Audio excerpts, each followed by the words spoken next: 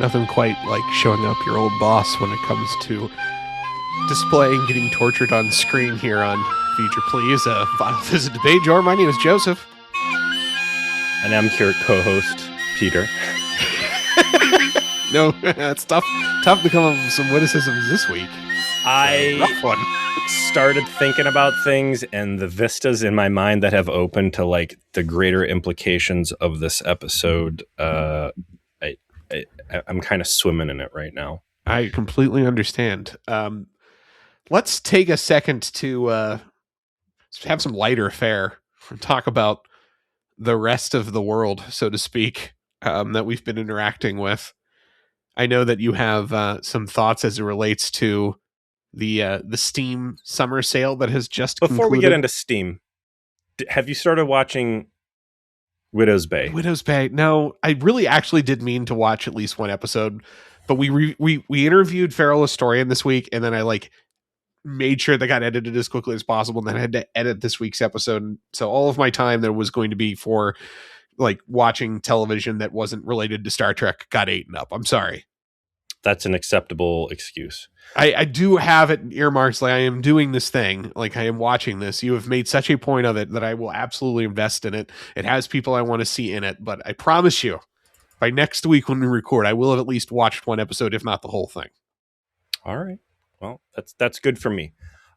Steam sale, always a big deal for us. Yes. And Steam sale is something that's harder and harder every round because the backlog grows. The number of games I am playing at any given time continues to tumble to dismal levels. And it's just, what a perfect encapsulation of old enough to afford all the things you want, but not enough time. Yeah. Which I say that, but then, gaming hardware is stupidly expensive. Dude, I went to Micro Center yesterday. And the Columbus, Ohio one is the flagship store, and they just renovated it, and it lost all of its 90s charm, and it's this kind of cold, overly modern. It's just the crusty old part of me that's averse to change, right? Oh, that sucks. Yeah, I liked you feel like you're in a place you don't belong because there's just kind of feels very crusty and nerdy in there, and it's what makes it feel authentic. Very back rooms. Yes. Very liminal space. Yes. The 5090s right now are over $3,000 a piece. Jesus fucking Christ. And then, there's not a high demand on these things anymore. The scalper wars are over. This is just the fuck you pricing. And Ramageddon with AI has, I know very well firsthand that RAM pricing is ridiculous. And that started extending into flash memory with solid states and M.2 NVMe.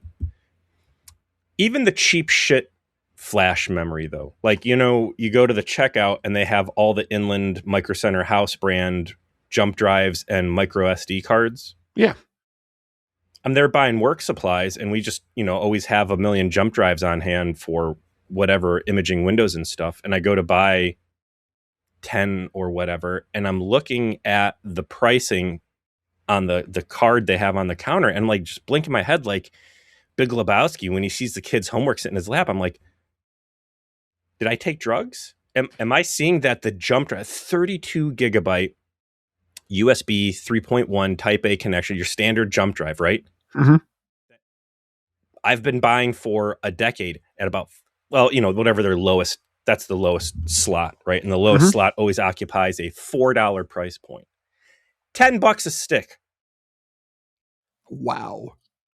These 128 micro SD cards, $20. I'm like, oh, let me check out, man. Please just kick me back 10 years. Let me go be happy again. But anyway, Steam sale. Did you pick anything up? I stared deeply into the abyss, but managed to pull myself out. Did I almost buy a bunch of Stellaris DLC? Yes. Did I almost buy a bunch of, basically a lot of, did I contemplate a lot of different Paradox game reinvestment? Because I kind of got out of the Paradox game world. Congratulations. It's a hard thing to do. It is hard, right? You get 1,000 hours in the Hearts of Iron 4, and you just keep buying the DLC no matter how bad it is, because you got to stay on the train, because once you get off the train, it's hard to get back on. And I had jumped off the Crusader Kings 3 train. I had jumped off the Stellaris train. I was on the Hearts Fire and 4 train for a long time, finally got off. Those Steam sales, man, they lowered enough where you're like, oh, it only cost me $60 to get mostly caught back up, Didn't do it. The only game I actually bought, I think, was Resident Evil 4, the remake of Resident Evil 4. Because I did want to play that, and I've been forcing myself to go try to finish 3 games. One is RoboCop Metro City. Pertinent. It's pertinent to we're going to do a Patreon review on that. Spoiler. The second is Titanfall 2, which I'm most of the way through now.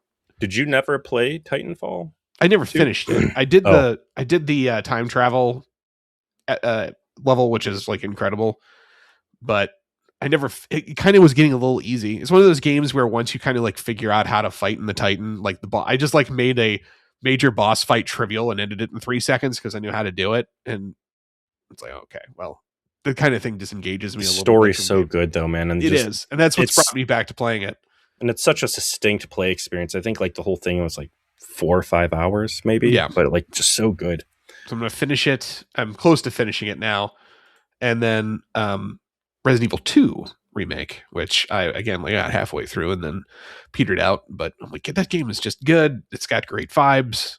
I really enjoyed like how it is that they handled the remake element.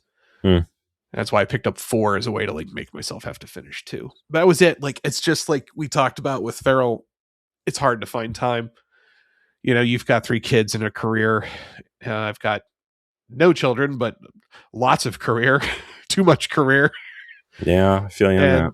And I just don't find myself with the capacity when I get home to do that. What little time I have, I want to spend with my spouse on this project and then sleeping. So, but when you're in prison, I guess you wind up with a lot of time to sleep. What you want to talk about this episode? Yeah. You ready? We can get into that. All right. What is it this week?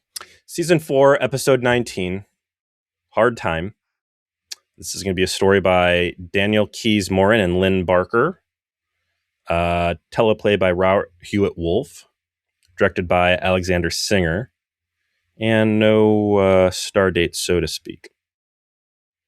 So this is basically the Inner Lights evil twin. Yeah, it is. Thinking some fun titles for the podcast, maybe Court Ordered Space Madness. That's a good one. I like that. Inner Hell. Inner Hell, yeah. We love VR. We love holodecks.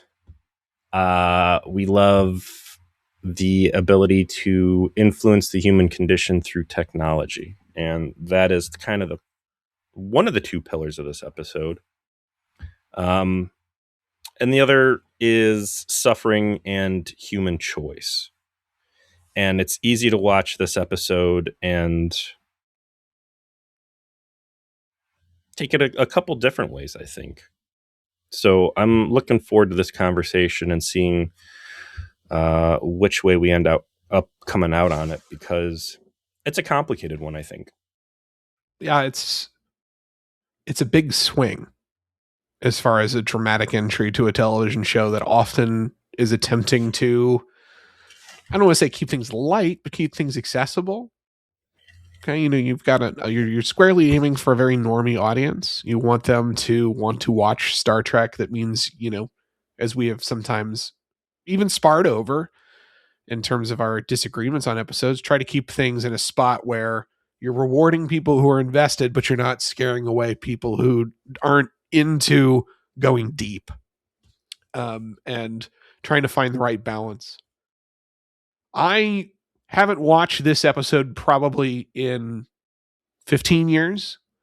As I've talked about with you before, I have not watched Deep Space Nine since we started doing the show, and that's almost been 9 years. And the last time I rewatched it, I started with season 5. And so I didn't really rewatch season 4 since the last time I rewatched the whole show, and that was before I even met my wife, so it had to have been at least 15 years ago. And I certainly remember this episode. I remember the twist as it relates to the cellmate. I remember the final confrontation. I remember a lot of it.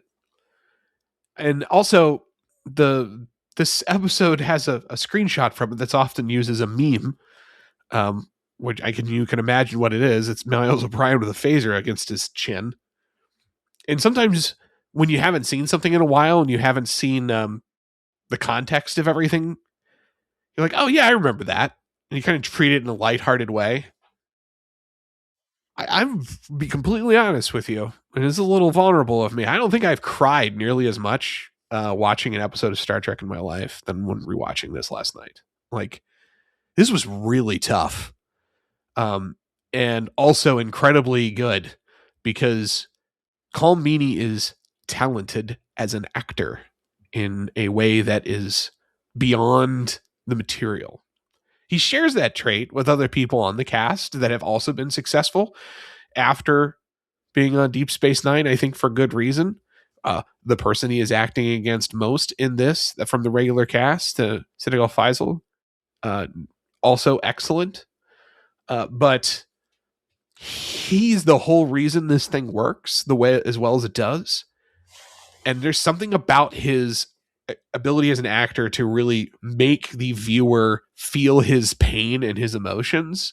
That's his superpower. It's why he's kind of like the accessible working man character to begin with. But in this, he dug way deeper than he's ever had to before to do something that had to have been quite a challenge for him to accomplish. And he does it flawlessly.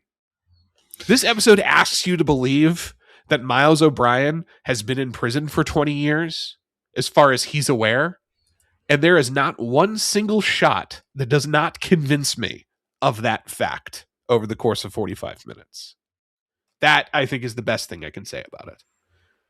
This is not a feel-good episode of Star Trek. And thinking back on what you said in the beginning, that, you know, you're trying to build a TV show and put out content that people are going to watch, that fans are going to enjoy, and that, you know, God forbid you catch a channel flipper.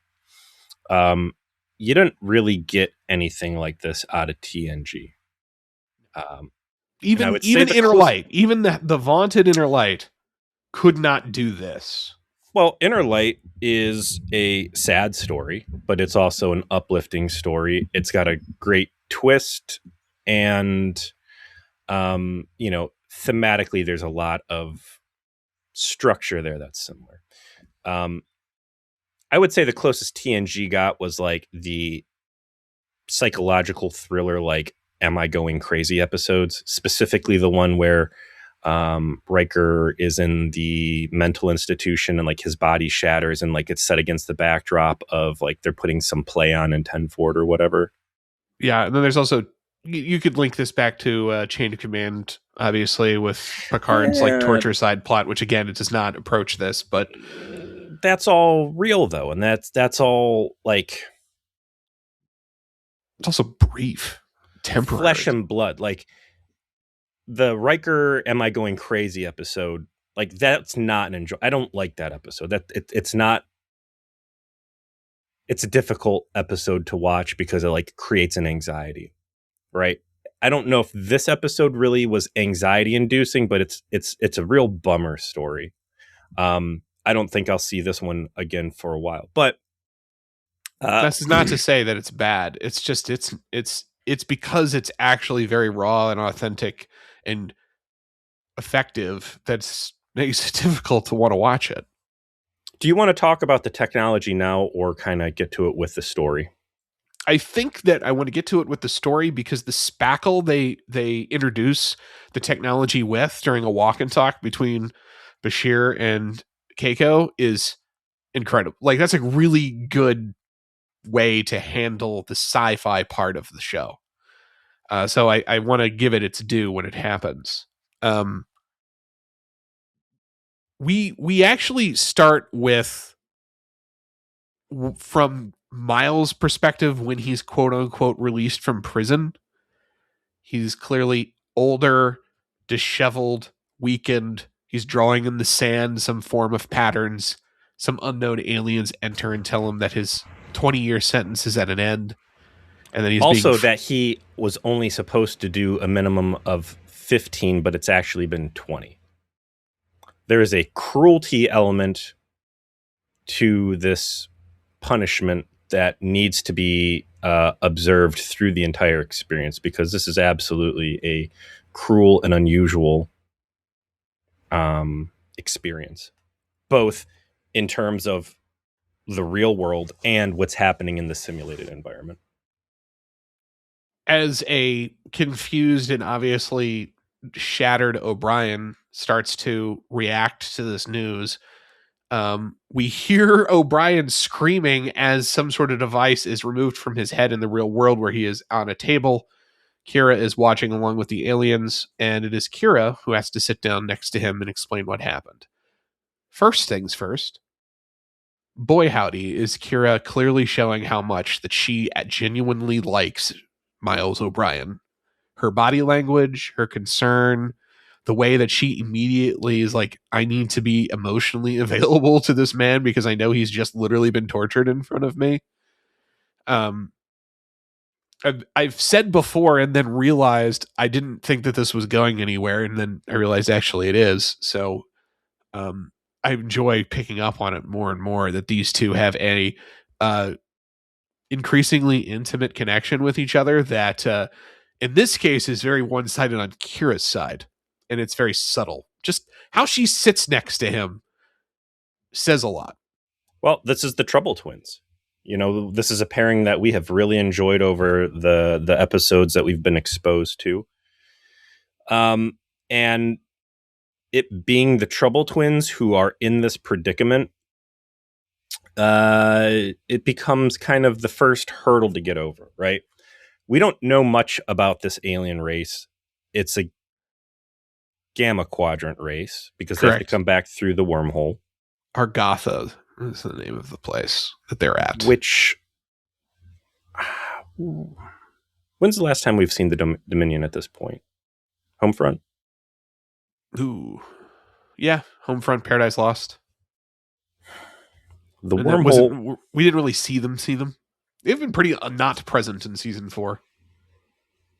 The wormhole is a passage to the Gamma Quadrant, and we have found that the region of the Gamma Quadrant where the wormhole is present is Dominion space. The Starfleet's choice to push into the Delta Quadrant, knowing this now, very interesting. Especially you start talking like runabouts and shit. Like it's an interesting cross section of the show that Deep Space Nine started as and the Dominion War story that they have converted it to. Because this is a class, this could be very easily have been a season 1, season 2 Deep Space Nine episode where we have gone through the space butthole and we've encountered something very strange, and now we are left dealing with the repercussions, and part of it is this weird cultural exchange of like Federation values versus local customs. But when you set it against like, hey, something that we are more scared of, the Borg is over there, and they've already destroyed an entire colony, and Earth was kind of under siege, or so we thought, and there's like a military coup that almost happened. Like, what are we doing on this planet that's so goddamn important that you're risking 2 your senior officers in a runabout? Funny you should bring it up. This was a pitch made in the first season.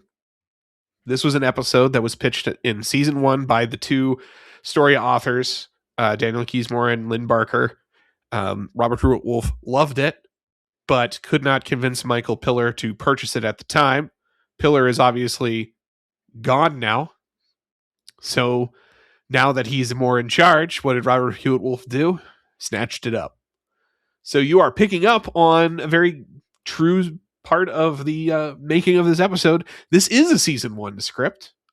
It is not actually built for purpose to be in this part of the show. Now, can I imagine the Federation is interested in exploring as much of the Gamma Quadrant as they can get away with? Because while the wormhole sits on the edge of Dominion space, it's not like deep in it.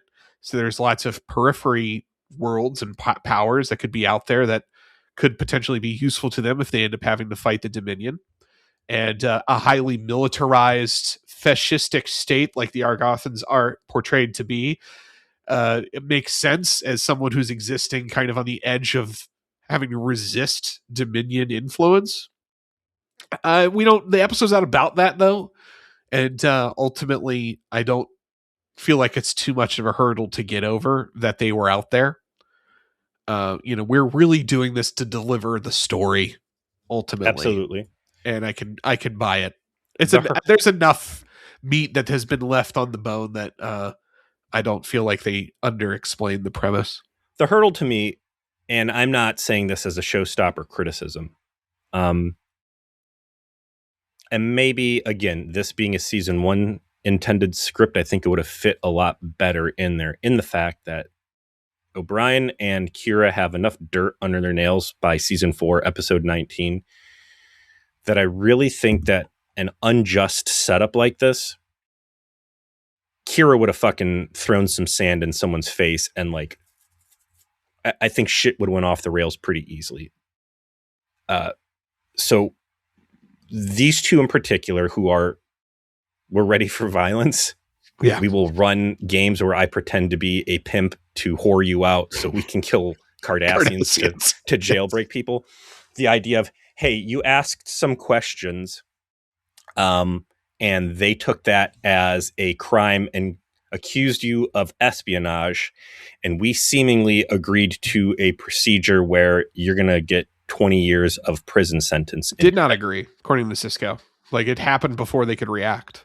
By the time he was informed what had happened, the sentence had already been carried out. That was the problem. They just snatched up and did it. I can buy it. I would have liked some more emphasis on it because, again, these two, Miles O'Brien with his 300 or 250 military engagements, like Miles O'Brien, who went through the plantation episode and very easily slipped into Rambo mode.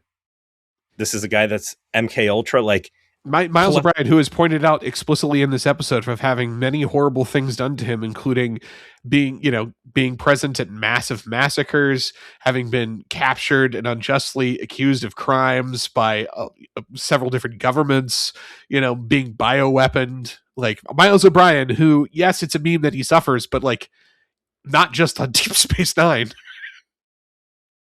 Like, I think they're a little.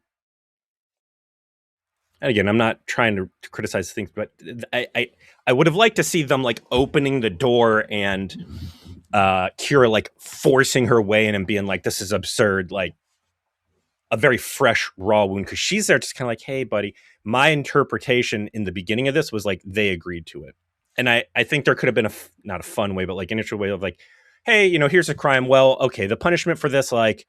We're going to put like some punishment memory in your brain, like it's no big deal, and like kind of like underplay it just to get the foreigners who could have transported and absconded away to like agree to it, and trick them and like, wow, this thing was way more traumatic than we were expecting.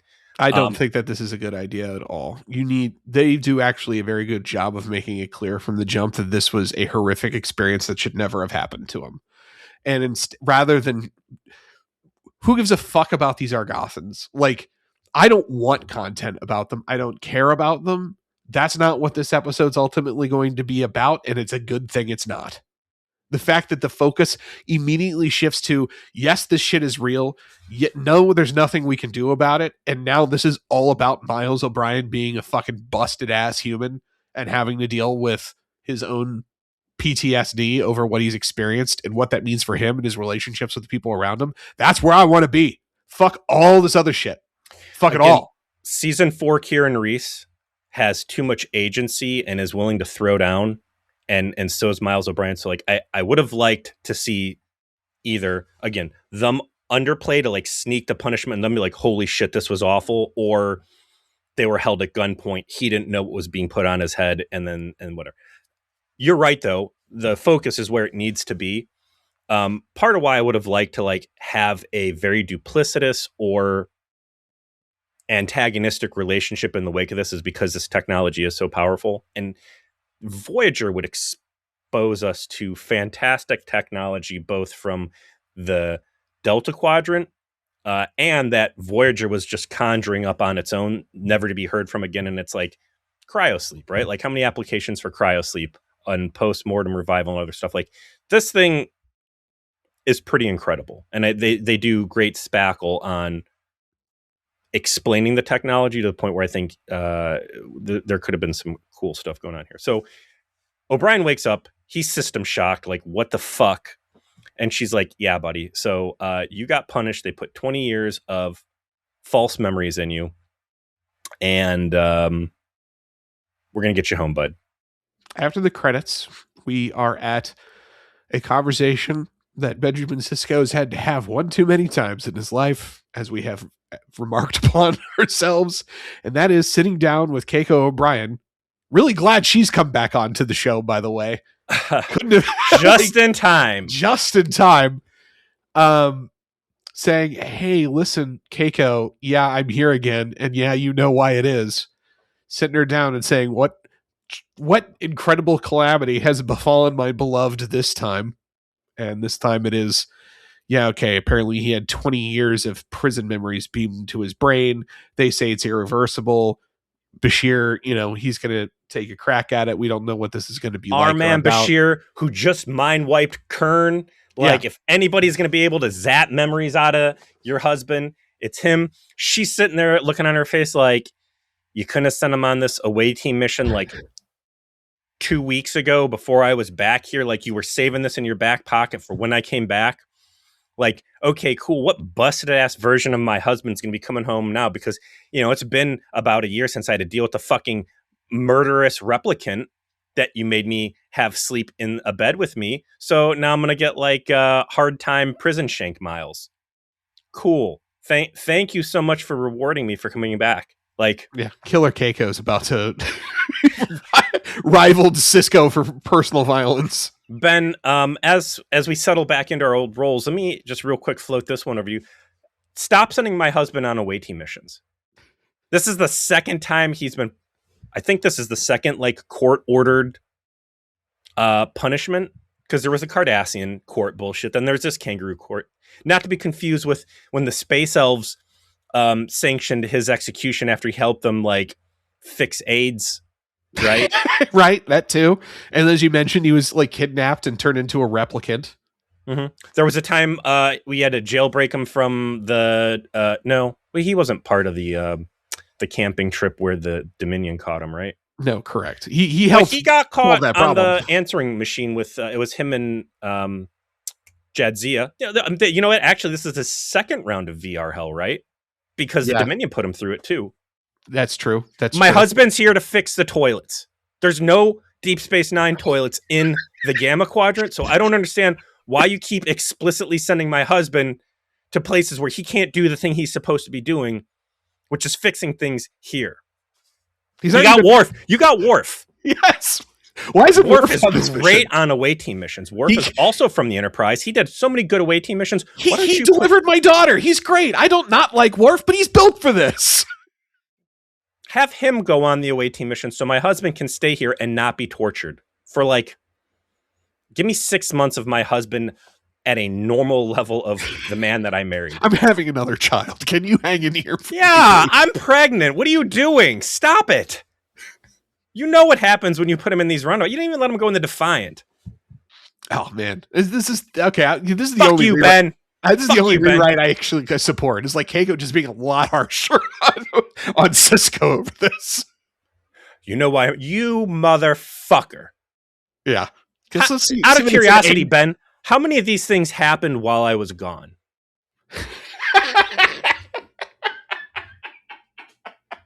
I don't think any. I think none of this. I think he's been just fine locally. And as soon as I came back, you put him on an away team mission, and this is what happens while I'm pregnant. Fuck you, Ben. What is Mirror Universe Keiko O'Brien just like the nicest, calmest, married to a stable man? Like, I don't know. What is so they come back, and again, like Kira's being very soft with him, very emotionally like available to him, trying to help him. There's a lot of focus correctly on Colmini in this episode because he's being asked to dig so deep and really play out that that he has been in prison for 20 years and having to sell that and everything that he does. But man, City Faisal's fucking amazing in this episode too, as Julian, not just as his friend, but as like actually playing the role as a doctor who's like, I have to, okay, you're coming into the station. I've made sure there is no one here. It's just you and me. Your wife's not here. Your boss isn't here. Your crew isn't here. It's you and me. And I'm going to start talking to you. And the way he looks at him and the way he's talking to him, he's attempting to assess, like, how stable are you? What is going on with what has happened to you? Because he's already trying to diagnose, like, all right, we're in the 24th century. Fucking with memories is clearly something that's possible. I have fucked with memories personally. So now I need to parse, like, who is Miles O'Brien still here? Right? Like, is it something that's been grafted on? Is it something that's integrated as part of yourself? And you can see him going through that process, gently kind of walking, to his rear left, making a point of like, we're having no stimulation whatsoever, so I can get an even read on what's going on with you. And the way he asks his questions, and eventually like takes him to sick bay so that he can start to assess him personally. Right off the bat, I've got questions on what are the parameters of this technology. I think even before credits, she's like, you're back here now. And he's like, well, it feels 20 years later to me. Right off the bat, I'm like, okay, is this just a general vibe he has? Does he have explicit memories? Realistically, did Miles O'Brien just get 20 years actually added onto his effective lifespan here? Through going through 20 years, has that created a gap between him now and him yesterday, where he's going to go back to work and not know how to do his job anymore? And what are the implications there as the Dominion threat looms? And the episode actually addresses these very questions in a way that's startlingly effective. The kind of tag at the end of the scene, of course, is that Miles says he spent that 20 years alone. And we are now flashing back into his prison memories where we know that's not the case. He has a cellmate named Ichar, who's also the like secret sauce of this episode. He keeps saying though that he was alone, even though this guy, when he winds up in the cell, is kind of taking care of him from the start, making sure he had a fruit that was going to be restorative to him in some nature, and really trying to be a source of stability and assistance to him. Okay. The next scene is where we get that amazing spackle we've already mentioned a couple times. Julian is with Keiko and is doing a walk and talk towards going to sick bay with her and saying, listen, he was not implanted with memories. What technology these guys have is allowed them to make it so that he literally experienced 20 years of authentic memories by building this way. You can see like technology for this already starting to emerge as it relates to generative AI, right? They basically created a generative AI loop in his mind where he was imprisoned in a way specifically to punish his his subconscious, and he experienced it in real time, and it changed based on the choices he made. So different things happened. So choose your own adventure in the clink. And because it was done that way, it's not like a fake memory that's been implanted, some sort of because they talk about memory engrams as like a way that you can sort of find and insert or remove fake memories. It's like a technobabble that already exists in the Star Trek universe. And this all coming from Bashir is a big deal because, again, he did just mind wipe Kern. And he even brings up, I can't wipe those memories without fundamentally potentially damaging him because there's 20 years of it. Like, he forecloses the possibility because they know they've already opened the door of like memory manipulation of like, because of the way this has been done, if I do that, I could fundamentally change him in a way that would make him not Miles anymore. Just the same way he did it to Kern, right? Kern was no longer Kern. That was the point. Basically killed him for all intents and purposes. And he's like, I can't do that to him. Another episode of Star Trek that I do not want to watch again, came to mind as we were discussing this very briefly before we started recording. And that's kind of what unlocked the greater vistas of deeper implications in this episode, and particularly with this technology. Because I'm trying to think of like parallels, interlight, obviously. The Vietnam episode of Voyager. Yes. So there's this beacon, and it's able to like remote broadcast this psychic signal, and it's essentially a tragedy memorial to a bad war and that culture wanting people to understand the real crime and hurt there. But that was, even though it seemed interactive, it was a communal group experience, but it was a scenario being inserted and playing out the way that it actually happened. It may Right? have the best 7 of 9 scene ever in that episode, in my opinion, because it was like Neelix was one of the people who was affected by the scenario, and he was deeply impacted by the feelings of like guilt and pain that it was bringing with him. And 7 of 9, who was not affected by it, like had this moment with Neelix about her pain and say like, I will never not stop regretting the things that I'm responsible for. Like part of life is overcoming. That's what I've learned, is that I have to move on from it and live my life in a different way unless I get consumed by it. And it's the right message. But like it was so effective in that circumstance because you had a character who you wouldn't expect to have that level of emotional intelligence, but it makes sense that on this specific note, dealing with Neelix, usually their roles are reversed, right? Mm-hmm. I'm going to help you grow. I'm going to help you grow in a way only I probably could help you grow. Like this only would work in this circumstance. And here we are. As your resident war criminal, let me tell you about dealing with memories of war crimes. But the difference between that Vietnam episode, what was that one? Do you remember? I don't remember the title of Memorial or something. I don't know. Yeah. But that was a story and choices foisted upon the victims versus this, which is much more insidious, which is because everybody on Voyager could say, ultimately, I was not that person. I was assigned to a role that was going to go through those motions. And that's how I'm going to try and explain this thing away. This, I made choices and I seemingly had an agency, and the much greater implications that get put on the table later on. And part of why I want to really vilify the race that did this is because this is such crazy powerful technology. It is. I mean, it's right up there with folding space almost. It's right up there with the planet where you can't die. That they turned, where Kai Opaka is interned because that's like a boy. It's well explained, but it is ungodly powerful. That these Delta Quadrant, these Gamma Quadrant races love using their best technology as punishments, which really says something about the Gamma Quadrant. But you have effectively the Matrix, maybe not in terms of like a human zoo, but like you jack in and I know Kung Fu. This is a training tool with unlimited potential. It's going to take 5 years to teach the next crop of Starfleet cadets. Bam, you can crank that out in 20 minutes.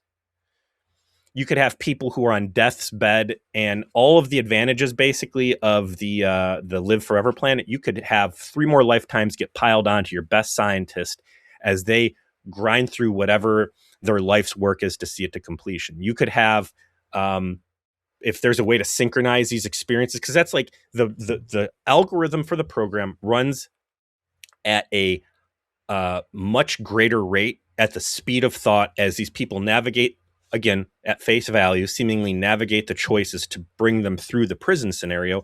If you could have 2 people linked in this thing, you could have blossoming romances and entire marriage relationships exist between people. Like there is such a way to influence the human condition, which becomes very appealing as this Dominion war looms, as a training thing, as a research and development thing, as a, oh my God, I'm going to die. Like really cool stuff. Oh yeah. And instead it's being used as the most horrific weapon casually. Like there is something deeply Rick and Morty about this episode. Well, yeah, Rick and Morty's actually done a couple bits with this kind of technology in mind, where like there's this amusement game where you like plug yourself in and you kind of have your choose your own adventure of an entire life you go through, and it's like a game of like how you do the playthrough, quote unquote.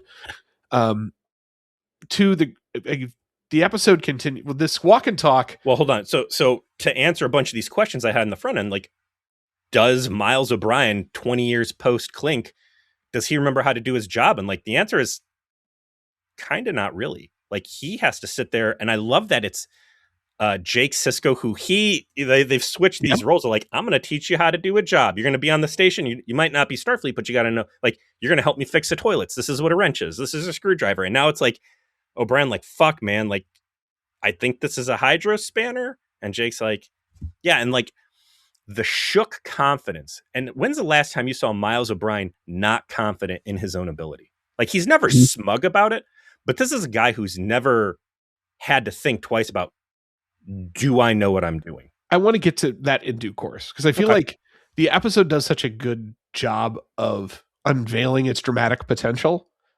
and including bits like this and how it's telling such a compelling story about Miles' his damage, his PTSD, and how he's trying to cope with it, and why that ultimately leads him down a ruinous path that Julian has to save him from. Is it deserves its due course. Like right now, Julian is telling Keiko, like, I can't do anything about this. It's real. It was purposely designed to torture him specifically, which is important. And, he's telling Keiko, he's trying to, like, the silver lining is that our man is resilient. We make memes about him, being MK Ultra, but the show is treating seriously that Miles O'Brien is a veteran of the worst things possible. He is a hard guy. And that is going to help him survive this. He'll need time and he'll need the empathy and attention of the people closest to him. But if anyone is going to endure and emerge from this as a consequence of his ability to endure and emerge from things that are very terrible, horrific, as Julian says, it's him. Possibly best Keiko O'Brien moment ever is when she comes in the sickbay and his reaction to her of first there's the moment where he thinks he sees his old cellmate, but when he sees her and the way he shifts of just utter shock and like the way he hugs her and the way that she reacts to him of like, I will take care of you, it's going to be okay, we're going to get through this, and he says, I'm going to kill your boss. Don't worry. The way he says you're pregnant, like he remembers it's there still, right? Like it's the first sign like Miles is going to be okay, just like Julian said. There's going to be a journey here we're going to go on, but it's not like he's broken irrevocably. The very first thing he remembers when he sees his wife, aside from obviously being comforted and loved by her presence, is, oh, you're literally pregnant right now. Which is like, oh, wow, that's a deep pull from 20 years ago from your perspective. That must be a sign that somehow this can be overcome, right? Great scene. Once again, like adding to what we talked about when Keiko came back, of like, these two just gotta have it handled as it relates to their relationship working on screen in a way no one else has been able to do on track. And probably it's because they've done it and will be ended up doing it longer than anyone else ever did, right? They've had on and off had to work out how this on-screen relationship works for like 8 years. So they've got it down. Very important that O'Brien is downplaying and minimizing and obfuscating what actually the full extent of the damage here, because that is probably going to be the only reason that this episode doesn't get my weakest shit award, for the fact that Sisko isn't immediately like, you are going to Earth. You are going to where there are a lot of health professionals and Beta Zeds to get you. You're going to go back and the Enterprise has been destroyed. Where is Deanna Troi? Because you need some Troi time badly, and me expecting you to get back in and work is criminal of me. I know you weren't a big fan of the Star Trek Borg experience, but the side story they built into that, which didn't show up much within the game, but is in all the reading material, of that ensign that had the fucking Plug jack head. in her head Yeah. because it was part of how she was being treated for her horrific PTSD after she was made a captive during the Cardassian border wars. And it was like a way to torture her, and that's why it's there. Mm-hmm. Like, it's not like Earth doesn't have the ability to help people overcome these problems, right? Like, Starfleet's prepared to deal with this. And interestingly, as we sit there and discuss with Feral Historian, like, why was there never a permanent diplomatic envoy on Deep Space Nine? Like, apparently, believe it or not, there are counselors on Deep Space Nine. There are mental health professionals, and he gets assigned to see one 3 times a week, which was really the big takeaway for me out of this. And thank God they got those, because again, if any place needs help for bad things you're experiencing at work, it is Deep Space Nine. There might actually be multiple counselors, because he had a choice to pick a couple. We'll go through and see more of what's happening here. This is a torture camp. There is no bed. Food is infrequent. There's no clothing. He's still wearing his uniform. There is explicitly said no toilet facilities. These guys are pissing and shitting in the corner, and it is going God knows where. This is intentional choices by whatever this race is to make this a miserable hell camp. Specifically, it is meant to torture him. So there is a bit of dialogue at the very beginning that each of these experiences is tailored to have it torture the person in a way that will torture them the most. And when you understand that, like, interpreting everything that happens becomes much more interesting. O'Brien specifically creates in his subconscious a cellmate figure who is there, who is it is his angel on his shoulder. It's kind of like, I don't know what to say. It's not his, is it his super ego and he's the id? I'm not quite sure if there's like a Freudian way to explain it. Who knows? But he's clearly a manifestation of his own psyche in some way. Is the character of Ichar. So this is at face value. Okay, so let's assume that this is all that this is a shitty society that is creating programs that will analyze your brain and let you pick your own hell, right? And that this is not a situation where, like, okay, we know that the best way to really punish people and have lasting effect is to turn them into murderers, and that we want these guys to feel the pain of killing their best friend. Right. I don't think that was what was intended. That's the torture O'Brien put himself through. Right. So I don't know if this is a character that he is generating with the intention of, like, I'm going to be the manifestation of hope with and like, here's hope. The program has introduced hope. The program has given you something good to hold you together through this 20-year experience. And then in the end, you are going to make the choice to kill this guy versus, okay, we want to, the program is going to twist the knife and engineer a situation where you kill the guy. Because I want you to finish your thought on this, and then I'm going to play out my greater consequences here. Each to me is clearly a manifestation of part of O'Brien's psyche because of how he's showing up after the fact.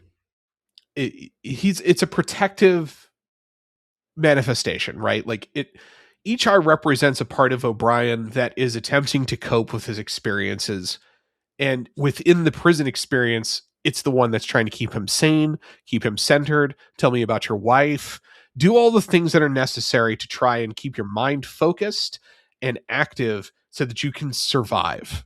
Because O'Brien is a survivalist by nature. He's been through these experiences in the past. And his trauma, as it relates to what happened to him, is that there was a breaking point. That after 20 years of torture and starvation, that he was willing to kill his best friend for food.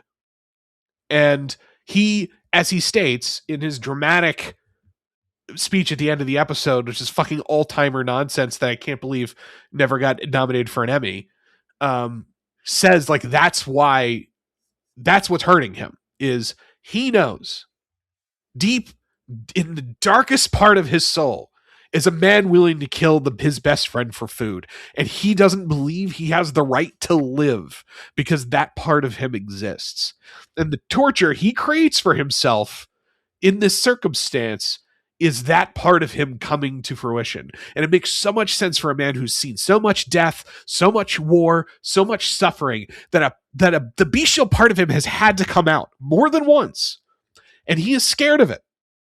He believes already before this experience that's probably somewhere inside him.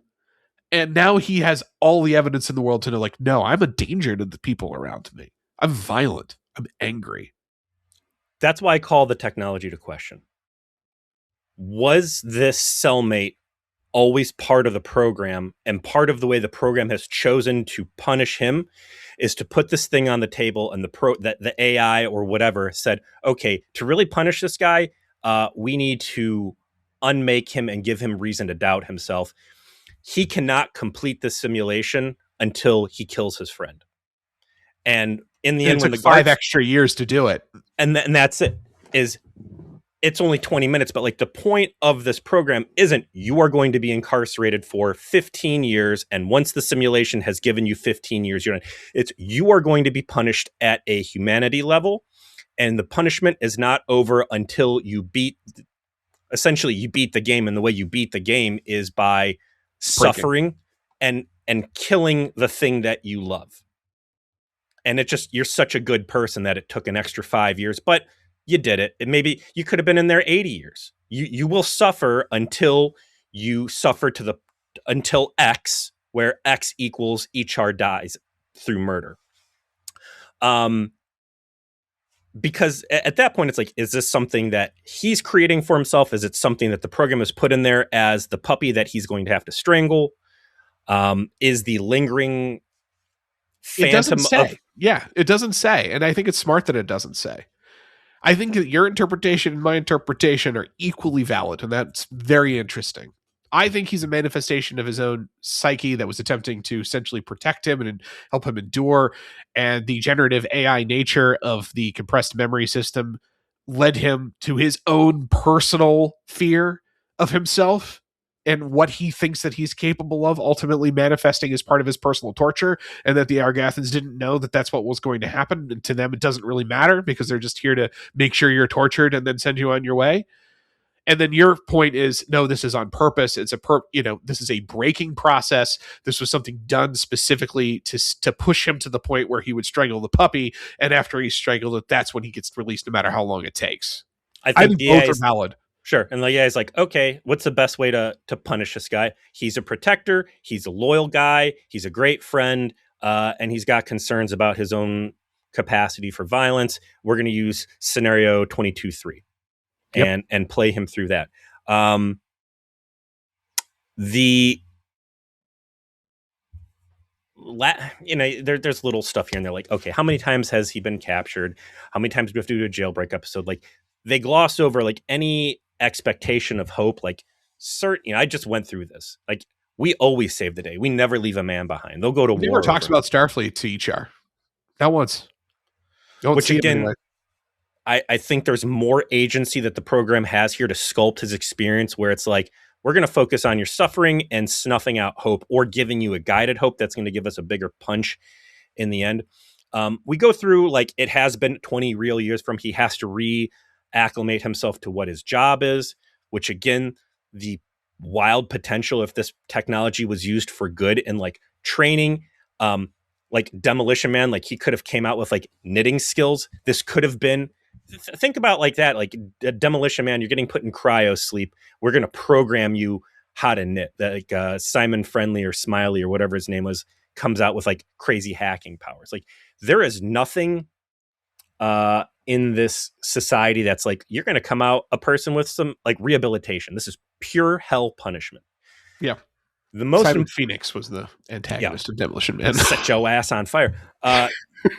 The real story for me here, and it plays in so perfectly, especially with like Homefront, our discussion with Feral Historian, the post-scarcity utopia of Earth, and what is humanity in the Gene Roddenberry 24th century. We talk about season 1 of Next Generation, how the people that we are presented with are more alien to you and me in 2026 than the Vulcans or Ferengi are. Correct. Yeah. These are not human beings as you and I are. These are explicitly, because as we reach the end confrontation, which is finding out that Miles O'Brien is so fundamentally broken at this point after he has this, like, he's getting reprimanded. He twists Quark. I hate. You said something about like the 24th century. I want to save that for the end because that's my big punch here. Well, I've been thinking a lot about this because of Enterprise. I appreciate so much more Enterprise and Trip, and how like Enterprise showed a version of humanity that was less alien because it wasn't quite to that level yet of like all this technological plenty over the course of several human generations has kind of made people different, evolved them. Yeah, and while Trip was still kind of was a mostly unevolved human in ways that actually added to the plot a lot in small and large ways, and that sometimes I do miss that energy. It is like the one thing that I think Enterprise managed to do that I thought was very interesting to make separate it from the rest of its material, is that human characters felt more real and it made sense in the story. But we start to see, we do get the flashbacks of his torture. We see who HR is always a very positive influence. We're seeing Miles dealing with, like, he's hiding food instinctively. He's sleeping on the floor. You know, Keiko is nothing but incredibly supportive the entire time, trying to take care of him. Worf is there attempting to reach out to him as a friend. Hey, let's play darts. Hey, let's do kayaking. You know, whatever you need. You know, trying to be present for him because he's the longest standing friend he has on the station. It's brief, but it's establishing that everyone is trying to pitch in, right? Like, everyone's here for Miles. Jake, that scene, like, we haven't seen Jake in a while, so it was like he's in it for a scene. It's like, oh damn, special guest star Sarah Clofton showing up. Mm-hmm. That scene, it, like, again, says a lot about what is the actual impact of what's happened here. And then again, like, digs back out a relationship that you and I really liked, of the mentorship that O'Brien was showing Jake as relates to kind of like having a part-time job on the station, kind of earning his keep, even though he's not part of Starfleet. Supporting him in ways that his father can't, because his father's Starfleet ambitions for his son, like, O'Brien could still be there and like, I can give you structure and a safe support and guidance on this without perceived judgment. Correct. Like a mentor. And that's so important here. It's like the lack of perceived judgment that Jake is able to show O'Brien. And this is a guy like who was going to die. And Jake went back into the plasma hell Jeffries tube and dragged O'Brien out. So like, very strong bond between these guys. They don't touch on it a lot, but like, great use of that here. Yeah, it's perfectly, you don't need to go and remind us of that, because you're seeing it in that when O'Brien needs to make sure he knows how to do his job and he doesn't want to embarrass himself, the only person he knows he can call, that he can trust, is the guy who pulled him out of the plasma thing. That's the kid that he's been teaching how to do stuff. And kept it on the down low, as best we know. Yeah. So Jake being there, you know, and O'Brien's demonstrating that whatever has happened to him, I think they're implying enough by the end of the episode that the compressed memories of prison are less vibrant than the real world, because he's picking up very quickly on like, okay, no, I know how to do everything. We'll see him at work and he's just like crushing it already.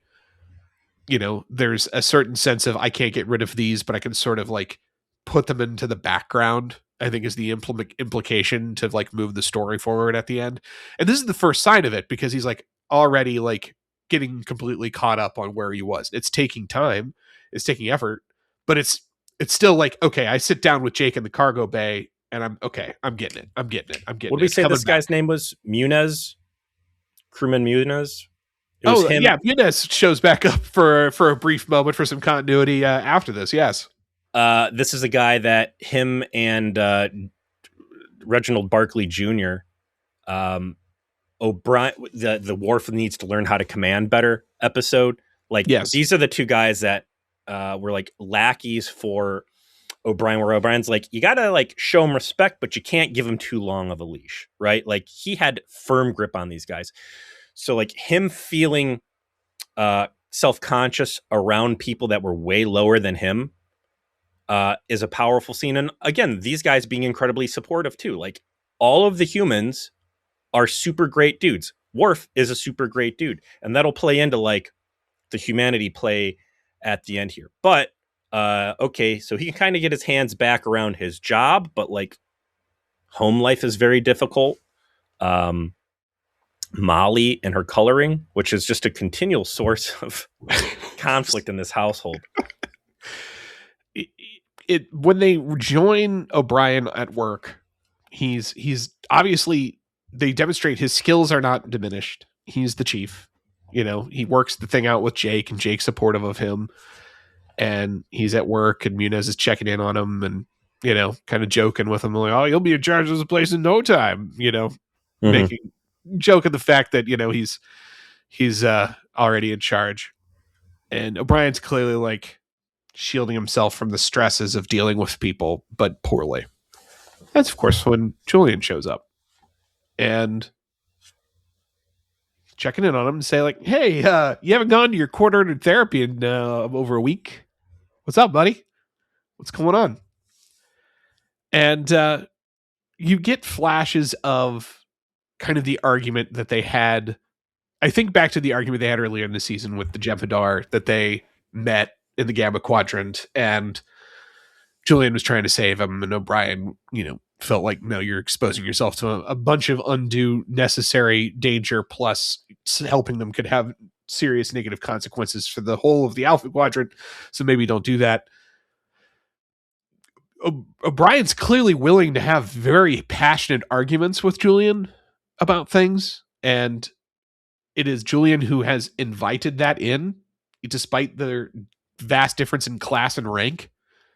And that's been part of like how they've been navigating their relationship. I think this episode does a great job of showing Julian asserting himself as the chief medical officer in a way that's very realistic despite this relationship, because he doesn't let it go.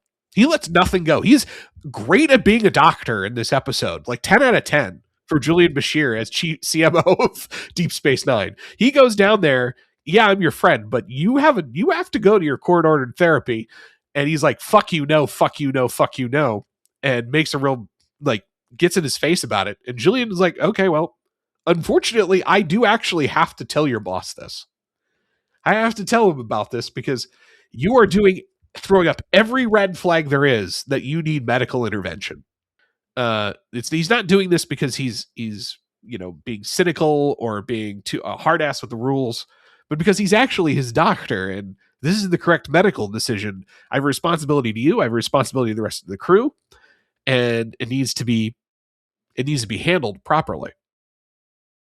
And when ultimately, after he gets, you know, done yelling at Julian, of course, he goes in the quarks, doesn't get his drink fast enough, so he just damn near kills the man, like in front of tons of witnesses. So there's no doubt in anyone's mind that he's not acting correctly.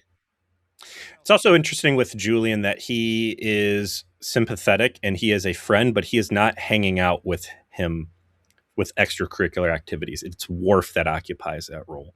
And I think that's a nice boundary to put up, so Bashir has more of that authority feel. Yeah. Like it's a good dramatic separation for them. I can't be your friend right now because I have to be your doctor. Right. It's a real choice. And still allowing O'Brien to feel betrayed by him at a personal level when he is, removed from duty, because Bashir goes to Sisko and is like, this is not good. Putting him back on the clock was a bad call, boss. It was a bad call when he got zapped out of subspace when the Romulans were trying to kill us. It's a bad call now. Maybe you should listen to Keiko pounding at your door talking about how you're a motherfucker. Like, she's on something. Yeah, she's right. Brian asks, please don't do this. Please don't do this when he talks to Sisko. And Cisco's like, I don't have a choice. It's in the report. The CMO says you can't work. I can't overrule that. That's how this all works. He's a good boss, right? Like this is Cisco and like being the military leader here, where he's like, it has to be this way, Miles. Like no one is happy about any of this. Everyone knows you're a victim, Mm-hmm. but we all have a responsibility to doing our jobs. And my job right now is to tell you you're not allowed to work. And it's damaging to him because it's clearly like the only way he's coping right now is like, I will focus on my work. I will remember how to do my job. I will do as much of that work as I possibly can, because the more I'm working, the more I'm not thinking about this haunting experience that I've had. And now you're being told that that's being taken away, and you're going to be forced to do the thing that men desperately do not enjoy, which is being emotionally honest about things that have hurt them. Let's be real. Like that is a true stereotype of the male half of the species. We do not enjoy that experience. It leaves us feeling vulnerable and exposed in a way that evolutionarily we do not like. And we want to be able to like categorize our pain, isolate it, deal with it, and overcome it in a way that feels like it's strength rather than weakness. And that's not healthy as it relates to psychological health. You do need to be able to cope with things in a way that allow you to experience and understand your pain without, overcoming it through sheer grit and determination. You have to confront what it is that's bothering you. But I get where O'Brien, who's a working class guy, who's been through something that's not real, but real to him, that he doesn't like it. He wants to deal with it on his own terms, and he can't. And everyone around him is telling him that he can't. His breakdown from this point forward is incredible. Throwing his fucking comm badge in the turbo lift, going and like telling Julian off the way that he tells him, while Julian is really trying. Real quick. Dax watches him throw his comm badge as he's disappearing into the elevator. And at no point is Dax like, gee, the last time I saw him do that was when that cloaking turtle guy was here and he took his comm badge off and then he went on a killing spree against the crushed red velvet hooker boot guys. Like, maybe I should tell Cisco he needs to like rope this guy in before he gets to the guns. And sure enough, where does he go? I loved his conversation with Julian again. Like, Julian's trying to reach. Like, I know he's a doctor. He's like, I know exactly what's happening with you. I haven't experienced it, but I can see it. I can feel it. I know how real this was to you. And that's why it's so important that we help you. Right. And this is all against the backdrop of Ishan's phantom talking to him, saying, listen to your friends.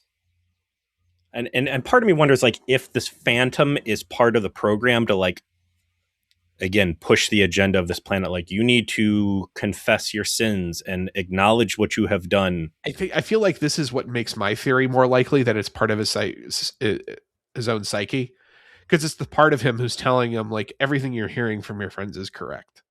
Which he ultimately, when does HR leave? When he finally admits to this, right? When the subconscious becomes conscious and says like, okay, now you don't need me here because now you've reckoned with the fact that you have to allow Julian to help you. Yeah, he goes to his quarters after trying to cool off, almost hits Molly in a very like real moment of frustration as he's stressed out. Like Keiko's trying to take care of him. It's going to be okay. You'll be back to work. I'm here with you, showing, being close to him. Molly doesn't have that awareness, keeps just needle, those little things, and it blows up. He freaks out at his own burst of violence. He doesn't hit Molly, but he definitely says later, like, I was very prepared to do so. And then storms off into the cargo bay, starts wrecking the place, and sees a bunch of phasers and says, it's time. And this is where like the meme of like putting that up against his chin, where I'm like, I don't see that quite the same way, because there's such intentionality that they build into the scene, the way they shoot it, the way he unlocks the case, takes one out, takes it all the way up to max. You watch him do it, like beep Very by beep. reckless of him, because that phaser is absolutely going to go through his brain and hit a wall and disintegrate the wall. So that I hope that cargo bay is not an exterior room. I don't know. Otherwise, We've seen people eat phasers on Macs before, and it just does kind of like you just know what? disintegrate them. There's not a path. Like the phasers don't penetrate. They're very safe. You don't have to worry about Yeah, collateral damage with phasers. and puts it up against his chin. His thumb is right there on the activator. You can tell he's very close to doing it, and that's when Julian shows up. Powerful way to wrap this episode. What is actually bothering him? Killed his cellmate for food at the very end. And he spills out like, I'm a danger. I almost hit my daughter. He's crying. Again, this is what got me, right? I'm so into what he's doing with his performance that like I feel his pain. It gets me. I start tearing up too. It's just quite an impressive display of acting on his part. And it makes sense. This is where I want to leave you with the floor, because I know you've probably got a lot to say about the 24th century man, because this is where his monologue goes.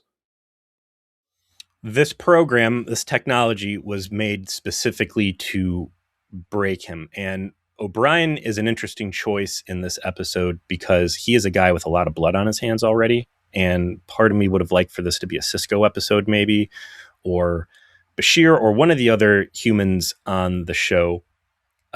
Because we already know that O'Brien has an incredible capacity for violence, and he's also someone who seemingly is able to go back into a civilian, air quote, Starfleet civilian life, and go about things business as normal. And that gets called out in the Bashir Kiko scene where it's like, hey, we know this guy can fucking go through some shit, and he's really balanced.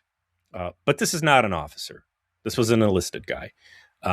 This is a guy who has gone through a lot of violence. This is a guy who has, a pretty solid upbringing on Earth, which, there doesn't seem to be class structures on Earth. He was supposed to be, if his father had his way, a guy who had a, exciting life as a violin or fiddle or something, right? A musician, yeah. Musician. All of humanity in the 24th century post-scarcity utopia of Earth is alien to you and me now. And even though Miles O'Brien has been someone who has gone through some real shit, he is still fundamentally different. He is, as it puts here, as he was taught in school, and we have no reason to believe that this is false, they have evolved. Maybe they don't have wings or telepathy or less fingers or whatever, right? But there is a distinct evolution that has taken place where he is different than you and I. You should be able to put him under a microscope and someone say, this guy's from the 24th century. They have evolved past hate and rage. And this is stuff that has been hinted to or said explicitly in some cases by Picard and Next Gen. But all of the Star Trek we watched, Enterprise and how that factored in, the behavior we saw through Next Gen and the unlimited capacity that we see from the Deep Space Nine crew to forgive and forget, like, that is the evolution that has happened to humanity.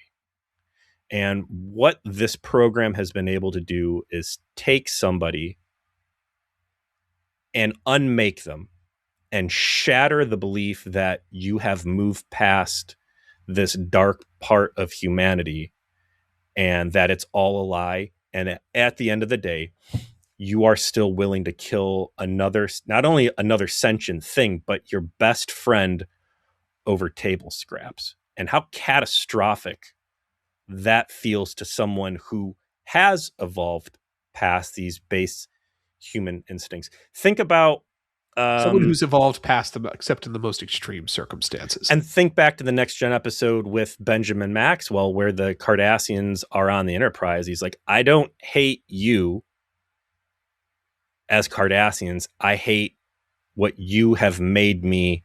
I hate what I became because of you. So I've killed people because of you. What a great fear to play on, this program to play on for Miles O'Brien, that this is someone who has already had to wrestle with the idea that he has slipped from his humanity, this evolved state. Like, I have had to go into wars. I hate what I have had to become in wartime conditions. Now here I am killing, and it's not enemies that are doing war crimes on planets. It's me killing my best friend. Like, and it again, I believe that Echeb is a explicit product of this program. HR. Well, listen, that was put there specifically as the sacrificial lamb that had to be killed to complete it. And he took him an extra 5 years because he's built so well. Maybe it would have taken someone who didn't have the war experiences even longer. But like, you're not just punishing these people with this technology. You are fundamentally breaking who they are at a core level, and how really traumatic that is for the post-scarcity utopian human being. Here's my deep take on this very same topic. Humans are fundamentally lying to themselves in the 24th century. In a way. They want to say they're evolved beyond hate and rage. They aren't.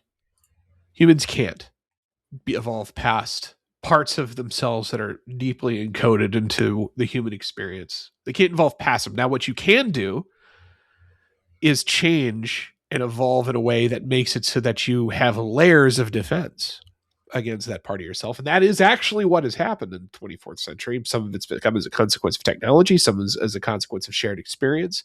Some of it is a genuine moral awakening, as a being part of a larger universe and having a key place in it. But it's not taking those things away. It's merely building ways by which it doesn't dictate who you are. Which is what the Vulcans do too, right? Correct. The Vulcans aren't beyond it either. They just have deeper layers that defend themselves from it.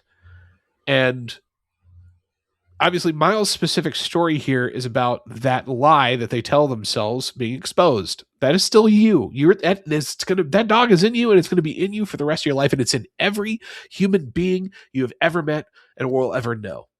Okay? And obviously Bashir essentially points this out to him to say, like, you're not an animal. An animal would have killed without a second thought. You believe you deserve to die because you had this fake experience where you did this after 20 years of torture. That makes you fundamentally good, Miles. Let's put this in perspective. And really, like, this is such a prelude to the rest of what everyone goes through in this show. As the war starts and the consequences of it grind and grind and grind away all of these layers of protection. And it's not just Miles. It's not just Cisco. It's not just Bashir. It's every single character has to confront these same questions.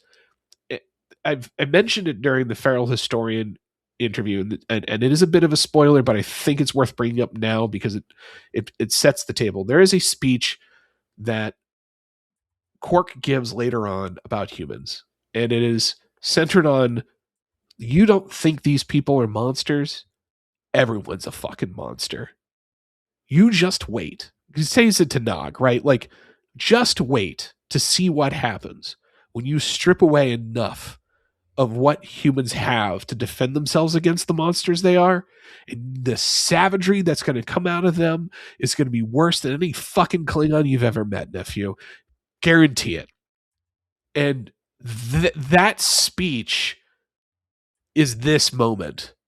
Like, when Quark says that, he's only saying what has already happened in a way. And that, to me, is the most powerful part of this. Is Miles is struggling with the fact that he's the first to awaken to how close the savage part of his soul is. And it makes sense it's him because he's the one that's had to contest with it the most. And he's, been forced into a final reckoning with it that has almost broken him. And of course, Julian, being the best friend you could possibly ever have in this moment of ultimate weakness, when everything you've ever feared about yourself is exposed, is the one who reaches out to you and takes the phaser out of your hand and say, it's going to be okay, man. Like, I'm going to see you through this. And whatever you think you are, whatever you think is wrong with you, it's not actually wrong with you. It's amazing. Like, it's I don't know what to say. It's my favorite episode of Star Trek at this point, but like I've gotten so much more out of watching this time than I ever thought possible. And really thinking about what it's saying about the what happens not just this character, and not just about the setting, not about the story that's happened or will come, but it's so good. And Cole Meany never gets enough respect as being one of the best actors on Star Trek, and it's bullshit because he's fucking crazy in this and how good he's at it. And same goes to Senegal Faisal. Like they're good. The end of story. They deserve the careers that they have. They resolve things. Bashir gets him out of the cargo bay. He's like, "Hey man, let's go get you some of those Federation grade. Got to get those Federation drugs. Those Voyager grade Federation Prozac injections for you." We're left with the understanding that they're going to be able to suppress any future hallucinations, but the events that happened are still there. And again, is it the program that's like, we need to break him and we're going to engineer a situation where he has no option but to kill? We know that's the real punishment point. Or was this really an organic process? Did that murder need to take place? Am I at my core just a bad guy? Like, that's a hard thing for O'Brien to have. Because if you and I are like, the program knew the program would not end until he suffered at X level. And that was going to have to include murdering the puppy, versus could I have played my choose your own adventure differently? And it emerged. It's such a not comment on that, and I think it's smart not to, because it's adding an element that we don't even need. So he gets a bonus 20 years on his life. They're a shitty 20 years. He doesn't get any good job skills other than this drawing pattern that he can now kind of art things, which I'd love to see him bust that out at some point. Like, just someone catch him idly doodling in some downtime during war to like recenter himself. That comes in handy at some point. Yeah. That would be really cool. That could be like, look, Picard got a fucking flute and a rug he put over the back of his chair. I can doodle in the margins really good now. He goes home and Keiko calls Picard, "Hey, you're not gonna believe what happened at work today." Hey, you're one of the few people I can talk to about losing a whole lifespan. You got like a whole family and like a hug. You got a minute? I just need to talk, man. I need to talk, boss, please. He goes home. Keiko and Molly are happy to see him. Molly says daddy's home. It's very poignant last moment. Gives him a hug. Clearly no animosity. Kids are like judgment. That too. Like you do stuff to kids. Sometimes you're like, fuck, man, I'm the worst parent. And they're like, I don't give a fuck. I forgot about that 5 minutes ago. Give me a hug. And you're like, oh, thank you. It's good. It's perfect. And, he's going to be okay because the people around him love him. What a great story. Like, cool. I could use that. So the one last note before we leap apart from this episode and start talking about next week, there was actually this is a kind of a combination of two ideas. The original pitch that eventually they ended up buying after Pillar left that Robert Wolf wanted, and then one of Robert Wolf's own ideas where he actually wanted to bring back Ensign Sito from Lower Decks and say, oh, she was captured and tortured, and Worf finds her and like has to be in that position, try and bring her, help her with her PTSD. And one of the ideas from that was she killed her cellmate, and that was what was really hurting her as a consequence. They scrapped all of that because they realized, like, okay, we don't really have, there's no reason to do this. Like, Lower Decks has actually a much better ending if she's just fucking dead. Like, she just died, and that was the consequence of everyone's actions. But they stole that piece at the end to say, like, well, we'll make that the trauma for O'Brien instead for this. And it all came together after that, which I believe that it is good that Encino just is dead. I think the ending of that episode being such a fucking just flat, she went on this mission and then died. She happens in Starfleet. Happens. Like, this is the consequence. She put herself in that position because she wanted to prove herself after what happened with the incident at the Academy, and it didn't work out. I think it would have been a cool episode. I'm not saying it would have been a better episode. Had they put that episode out, Yeah, it probably would it, have been good. it Let's would be have been real. good. But everything you're saying, like Lower Decks having that flat ending, there's a lots of great ways to cut this cake. I think they picked the best way, and it was nice for them to give Colin Meaney and Faisal the runway to tell this story. Again, it's not a story that I think I want to see again anytime soon, but good stuff, man. Good stuff. And deep stuff, especially in Very. the bigger picture that we are painting of what is humanity as this terrible war looms on the horizon. Very well placed.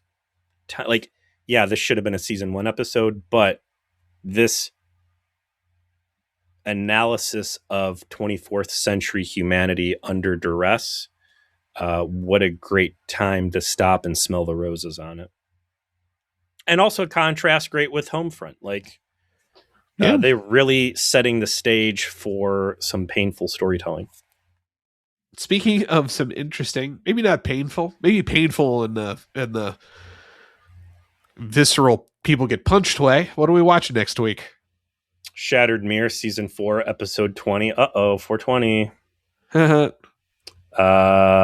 This is going to be actually did come out on April 22nd. Almost did actually come out on 420. Funny. Written by Ira Stephen Bear and Hans Beimler. This is going to be a James Conway. Professor Jennifer Sisko uses Jake to lure Sisko to the Mirror Universe to help the rebels build another Starship Defiant. This is the best Mirror Universe episode by a lot. This is paying off, I think, the last two in a way that really works. It's not the last time they used the Mirror Universe. I think that, unfortunately, I don't think you can really top this one. But yeah, you want to see the Sisko episode that you've been asking for as it relates to the Mirror Universe for a year. To Jennifer Sisko, their son, and the tragedy of the Borg. All of that is about to be in play, sir, in a way that is really interesting and fun and cool storytelling, specifically for our main character and his son, in a way that the Mirror Universe provides a very unique vector for. So I look forward to reviewing it with you. Probably a lot less torture and emotions, but it's okay. O'Brien will be back next season for another one of these. Jennifer is going to be like, listen, I need you to build me a ship. And then Sisko's be like, why have a ship when you can have ships? I'm going to show you this sweet new tech I unlocked. It's called faster than light lumber. You're right next to who needs a cloaking gunship when you can have a bunch of sailboats out there doing your thing? Yeah. Right. We'll see you next week, everybody. Oh, thanks to everyone who's joining us because of our latest Feral Historian talk. Obviously, Matt's a freaking amazing guy for willing to do that with us, as we said many times while we were talking to him. And comments, engagement on whatever platform are welcome. If you want to join the Discord, just because we want to make sure it's a bot-free zone, I do make people reach out specifically. Email me at vgerplease@gmail.com. Happy to give you a link to join. Someone's already done it, actually. Nothing else is required. You don't have to join our Patreon, although we do have one, www.patreon.com/featureplease, where we do additional reviews of movies. RoboCop coming there soon. If you want to pitch in to help fund the show, that's always welcome, but it's not necessary to join the Discord. We just we want to make sure people really want to do it and are real. So email me. Happy to do that, and we will see you next week.